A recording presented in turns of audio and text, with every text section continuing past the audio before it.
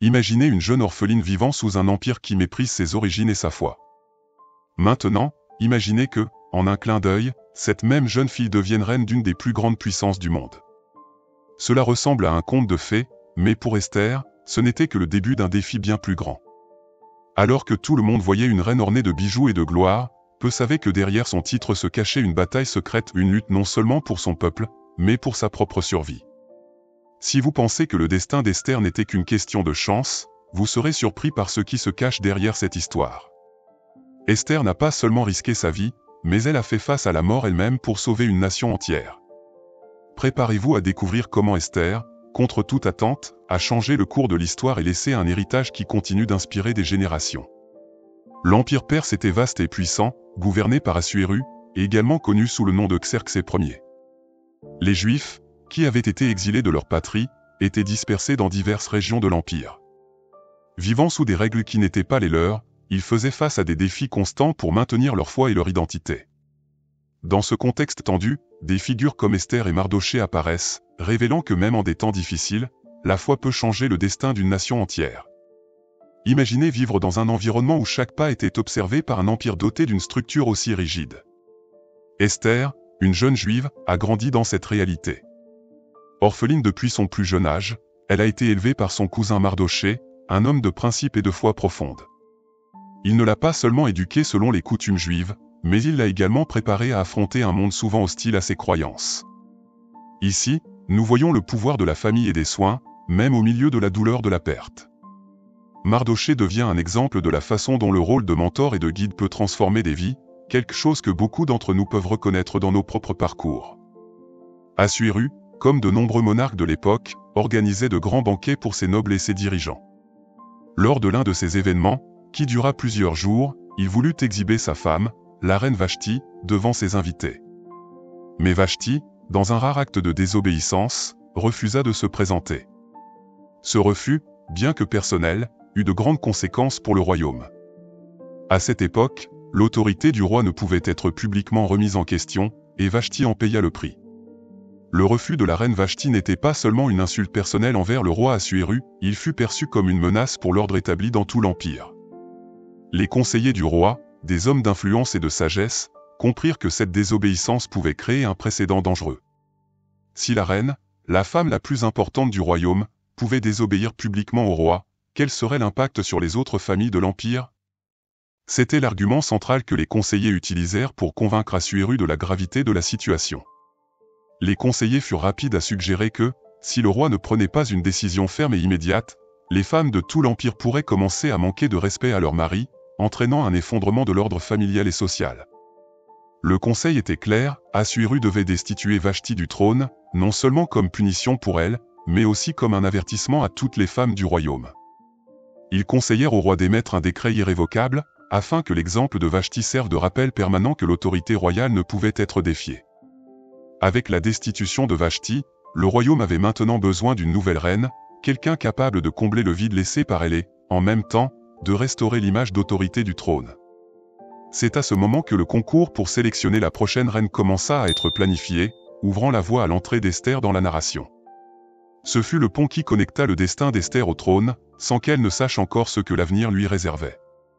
Après la destitution de la reine Vashti, l'Empire perse lança un concours pour choisir la nouvelle reine.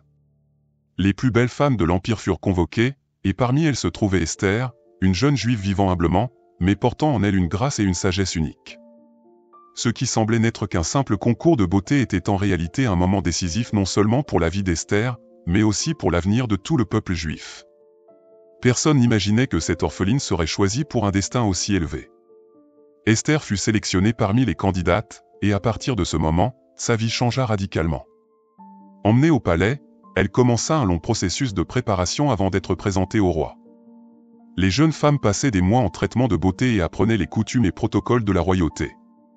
Ce que peu de gens savaient, c'est qu'Esther possédait quelque chose au-delà de son apparence physique, elle avait une force intérieure qui la distinguait de toutes les autres.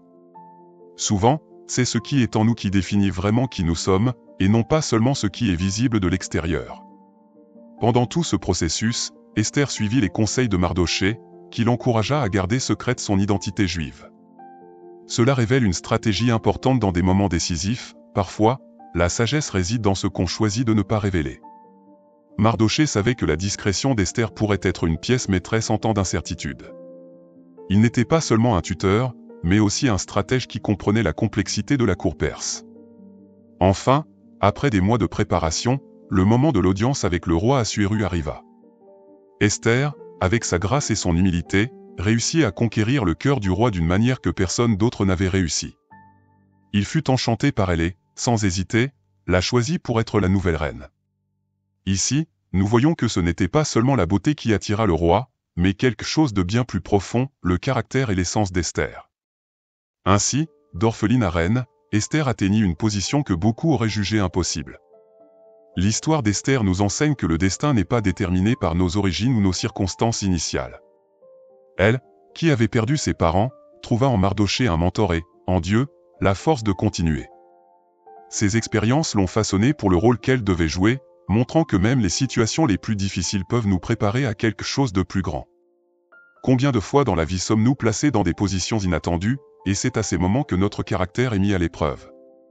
Maintenant reine, Esther n'occupait pas seulement un trône, mais elle avait un rôle crucial à jouer dans un scénario qu'elle ne comprenait pas encore entièrement. Bien qu'elle fût au sommet du pouvoir et du prestige, son plus grand défi était encore à venir.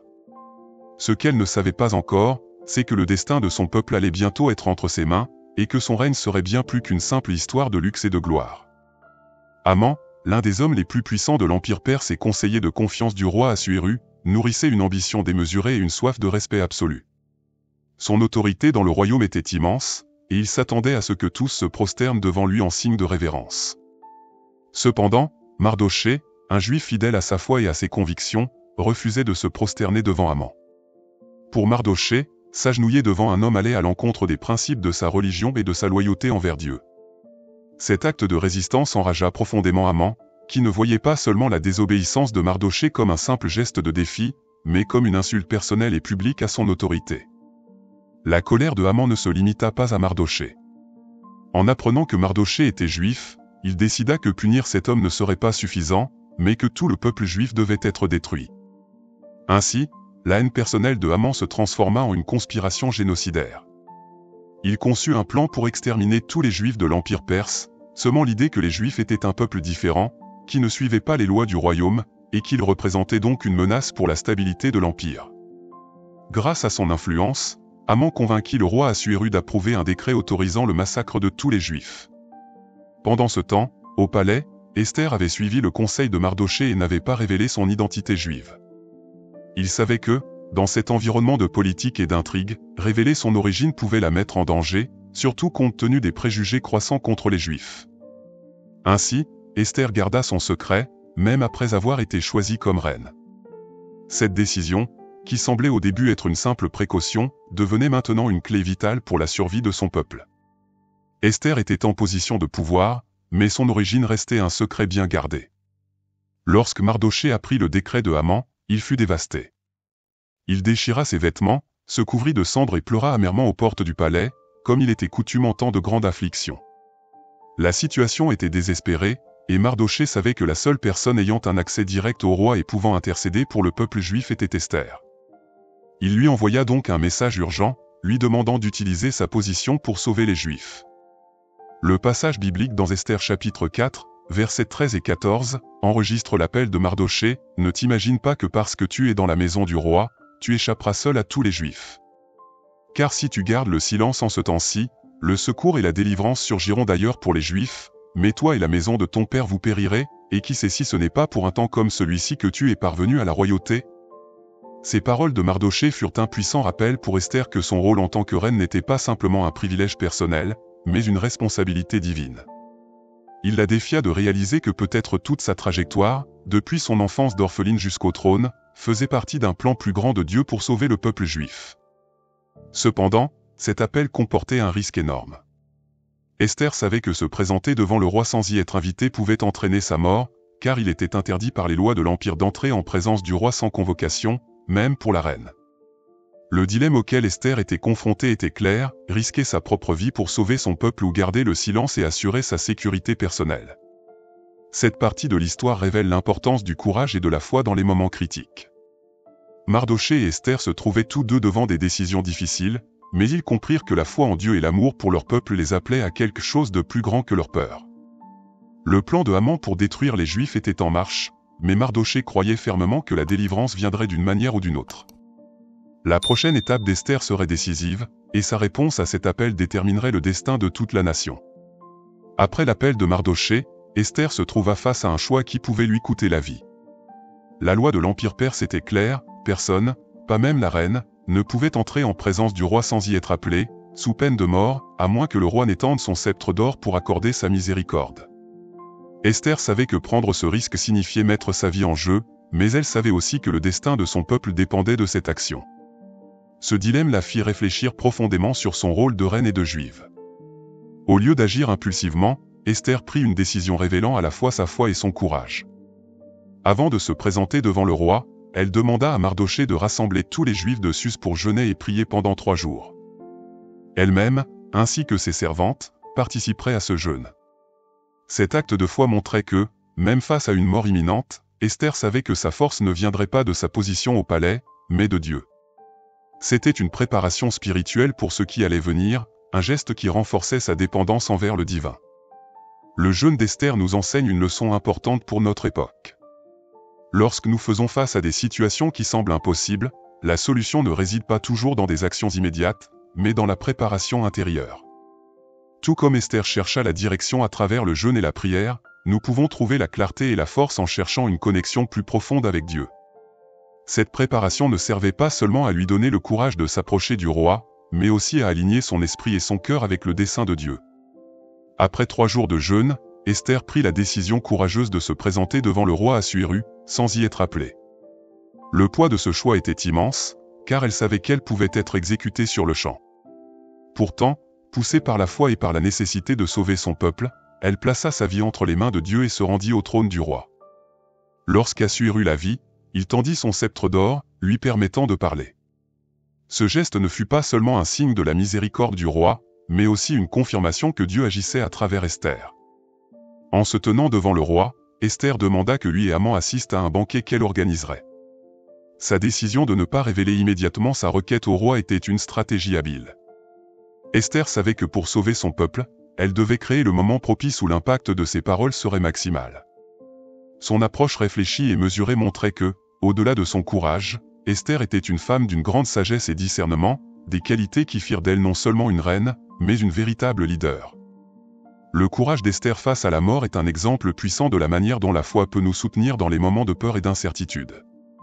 Même lorsque tout semblait contre elle, Esther ne se laissa pas paralyser par la peur. Elle agit, sachant que le résultat ne dépendait pas entièrement d'elle, mais d'un plan plus grand. À partir de ce moment, l'histoire allait prendre un tournant décisif, et le destin de Haman et du peuple juif allait s'entrelacer de manière irréversible. Le banquet organisé par Esther n'était pas simplement une occasion de manger et boire. En réalité, c'était la scène où une révélation inattendue allait changer complètement le cours des événements. En invitant à la fois le roi Assuéru et Haman à ce banquet, Esther créa habilement un environnement privé et contrôlé où elle pourrait dévoiler sa véritable demande de manière percutante. La tension était palpable, et Haman, ignorant ce qui l'attendait, se gorgeait de fierté d'être en présence du roi et de la reine. Durant le banquet, Esther continua de faire preuve de sagesse. Plutôt que de précipiter sa révélation, elle attendit le moment propice et, à la fin du repas, lança une seconde invitation pour un autre banquet. Non seulement cela augmenta la curiosité du roi, mais cela laissa aussi du temps pour que le plan de Dieu se déroule complètement. Haman, quant à lui, croyait que cette série d'invitations était le signe de son influence croissante et de sa faveur. Il ne savait pas que son destin allait bientôt basculer. La nuit entre les 2 banquets, un événement remarquable se produisit. Le roi Assuéru, incapable de dormir, demanda que le livre des chroniques du royaume lui soit lu. C'est à ce moment qu'il se souvint d'un acte héroïque de Mardochée, qui avait révélé une conspiration pour assassiner le roi quelque temps auparavant. Assuéru réalisa que Mardochée n'avait jamais été récompensé pour avoir sauvé sa vie. Ce souvenir, apparemment accidentel, fut un tournant providentiel dans l'histoire. Le roi décida alors d'honorer Mardochée de manière grandiose. Le jour suivant, lors du second banquet, Esther révéla enfin sa véritable demande au roi. Avec courage et sagesse, elle raconta à Assuéru que sa vie et celle de son peuple étaient menacées par un décret d'extermination. Lorsque le roi, choqué, demanda qui avait tramé une telle chose. Esther désigna Haman. Ce fut une révélation explosive. Haman, qui jusque-là croyait être au sommet de son influence, vit soudain sa position s'effondrer devant ses yeux. La reine, qui n'avait jusqu'alors pas révélé son origine juive, exposait maintenant la malveillance du conseiller devant le roi. Assuéru, furieux de découvrir que Haman avait comploté pour détruire les Juifs et, par conséquent, la reine elle-même, ordonna immédiatement l'exécution de Haman. Le même instrument de mort que Haman avait préparé pour Mardochée, une potence gigantesque, fut alors utilisé pour sa propre exécution. Ce retournement dramatique ne fut pas seulement une victoire personnelle pour Esther et Mardochée, mais aussi la délivrance de tout le peuple juif. Le destin de Haman devint un rappel que la méchanceté et l'orgueil démesuré mènent souvent à la chute. Avec la chute de Haman, le décret d'extermination était toujours en vigueur et devait être révoqué. Cependant, selon les lois des Mèdes et des Perses, les décrets royaux ne pouvaient être annulés. Une nouvelle stratégie devait donc être mise en œuvre. La victoire d'Esther et de Mardochée lors du banquet n'était que le début d'une série d'événements qui aboutiraient à la délivrance complète du peuple juif. Esther, tout au long de ce parcours, montra que la sagesse, la patience et la foi sont des armes puissantes dans toute bataille. L'histoire d'Esther culmina en un moment crucial pour le peuple juif. Avec la chute de Haman, Esther et Mardochée non seulement sauvèrent leur vie, mais garantirent également la survie de toute la nation juive. Cependant, malgré l'exécution de Haman, le décret d'extermination était toujours en vigueur, et la loi perse interdisait l'annulation des décrets royaux. C'est à ce moment qu'Esther et Mardochée, avec l'appui du roi, formulèrent une nouvelle stratégie. Ils obtinrent du roi l'émission d'un second décret, permettant aux Juifs de se défendre contre toute attaque. Un peuple autrefois destiné à la mort se voyait désormais octroyer le droit de lutter pour sa survie. La victoire des Juifs ne fut pas seulement une victoire physique, mais aussi une victoire morale et spirituelle. Le pouvoir de Dieu se manifestait clairement, protégeant son peuple à travers Esther et Mardochée. Ce revirement marqua le début d'une nouvelle ère d'espoir pour les Juifs, et le jour qui devait être celui de leur destruction devint celui de leur triomphe. Pour commémorer cette grande délivrance, la fête de Pourim fut instaurée, un événement célébré encore aujourd'hui comme un symbole de la fidélité de Dieu et du courage d'Esther. La fête de Pourim ne commémore pas seulement la victoire des Juifs, mais nous rappelle aussi que, souvent, nous sommes appelés à agir avec courage et foi en temps de crise. Esther, une femme qui avait commencé sa vie comme une jeune orpheline, devint l'héroïne de sa nation. Sa volonté de tout risquer pour son peuple est une leçon puissante pour quiconque est confronté à des décisions difficiles. Pourim nous enseigne que, même lorsque tout semble perdu, Dieu peut intervenir de manière inattendue, et que les bonnes personnes, au bon endroit, peuvent faire toute la différence. L'impact de l'histoire d'Esther dépasse le contexte historique. Elle nous montre le pouvoir de prendre la responsabilité de quelque chose de plus grand que nous-mêmes. Combien de fois, dans nos vies, sommes-nous confrontés à des choix difficiles qui peuvent affecter bien plus que nous seuls? La vie d'Esther est un rappel que le courage et la foi, lorsqu'ils sont combinés, peuvent changer le destin de nombreuses personnes. Son histoire témoigne du fait que Dieu utilise souvent les plus improbables pour accomplir de grandes choses. Aujourd'hui, l'histoire d'Esther continue d'inspirer des millions de personnes à travers le monde. Son héritage est un appel à l'action, nous rappelant que, tout comme Esther, nous avons des rôles importants à jouer, même si nous ne le savons pas au début. Il ne s'agit pas seulement d'occuper des positions de pouvoir, mais d'utiliser ces opportunités pour faire le bien et protéger ceux qui sont en danger. Esther nous montre que le véritable pouvoir réside dans la foi, la sagesse et la volonté d'agir, même lorsque les risques sont grands. Ainsi, la délivrance d'une nation ne fut pas scellée seulement par un décret royal, mais par la foi d'une femme qui sut placer sa confiance en Dieu et agir pour son peuple. L'histoire d'Esther continue de nous rappeler que le courage, allié à la sagesse, peut transformer le cours de l'histoire. Et pour ceux qui sont prêts à se lever en temps de crise, l'impact de leurs actions peut être ressenti pendant des générations.